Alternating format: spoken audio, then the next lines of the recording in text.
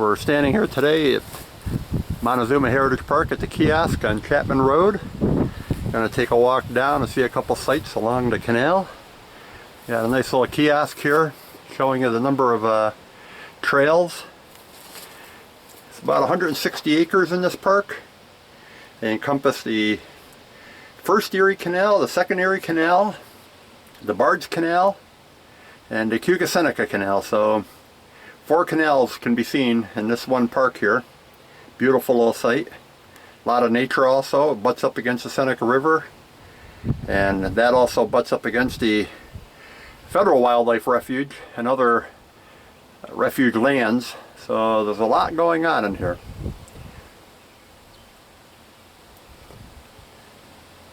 Nice little kiosk showing all the things to see here, all nicely laid out.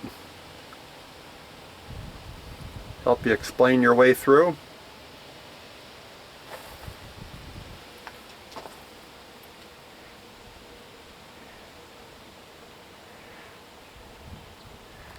So let's head out. One of the nice things about the park here is that they've got well labeled for all the trails.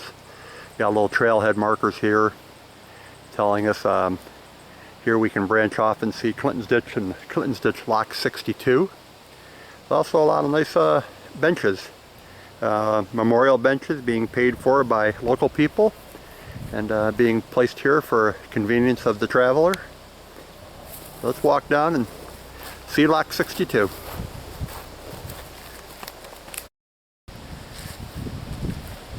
One of the really nice things about this park is it has the 3 canals, the first canal, the second canal, and the third canal, the Clinton's Ditch, the enlarged canal, and the Barge Canal. They're all right here, like in the west and the east, where one canal was made into the second canal was made into the third canal. In the central part of New York, we really luckily have remains of all 3. And a lot of times they're within, walking distance of each other. So here we got Lock 62, or the Lock 62 pit, basically. Not a heck of a lot left of it. This was abandoned in 1857. This was a guard lock. So what we're seeing here is the water is coming down off the hill, and it's actually flowing west here from Skinny Atlas Lake. They tapped into Skinny Atlas Lake, 9 Mile Creek, and the water came running west off the hill, the Jordan Summit, running to it, met up with the Erie Canal water, or the Lake Erie water, that would have ended in the Seneca River, which we'll see a little later. This is a guard lock, so once you pass through this lock, you're basically leaving the Erie Canal and entering the Seneca River. So this lock might have a 1-foot rise, it might have a 5-foot rise, depending on what the level in the Seneca River happened to be. There's across the way, there was a house. The foundation is still over there. There's a hand-dug well you can find.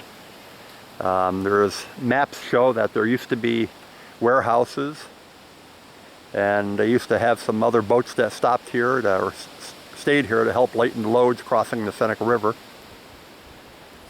The one side over here was dug out there was a year that they had to enlarge this to fit the larger canal boats in. They didn't have the Seneca River aqueduct ready yet, so they were still using the old canal, but they had to enlarge it. So what they did is they took off the one side here and they replaced it using wood. So the wood is rotted away, but you can find the head walls where the gate pockets were, and they're just down here. What they did is it looks like they just stretched out the whole thing to go from 90 to 110 feet, and then they just replaced the middle part with rough rocks and wood. And when the water's high in the springtime, you come down here and you can still find the Seneca River water right in here. So it's a really nice place to come down any time of the year and see what's going on. They have a trail over on the other side that goes back to the Chapman Road parking lot, so you can walk down along the original canal, or you can go take a couple other trails like we're going to do here. Walk down the enlarged Erie down to the Seneca River Aqueduct. If you're walking along, take note of the geology of the land, the lay of the land. When we're coming through Montezuma there, or coming off the Chapman Road trailhead, the canal, you can see it's dug right into the hillside. There's a drumlin on this side of the berm side of the canal, and there's like a flatland in here. But then we start approaching the Seneca River, you're going to notice that the land on each side drops off. Now the one side, obviously, is the prism of the Erie Canal, 70 feet wide, 7 feet deep. And that's, understandable. But on the other side, you'll notice that the land just slopes right off. And we enters in, this is classified as wetland. It will flood in the spring or if the river's high. Right now the river's really low, so it's very dry, very lush. And you can see that we're obviously on this very raised towpath here, quite a bit higher than the surrounding land by maybe 15 feet or so. What this is the approach for the Seneca River Aqueduct. When the Lock 62 was in use, the canal boats would step down into this lower land, and basically being right at the level of the Seneca River as it passed through this area. And this would have been floodland, so it was either underwater or it would have been just a lot of marsh grass in here, not so many trees.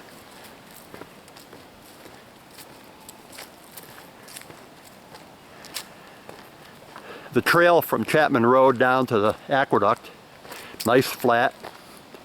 It's hard packed. It's been in use for a good number of years by walkers and ATVs and access vehicles, so it's nice and firm, easy to walk on. It's about a mile down and back, so very doable.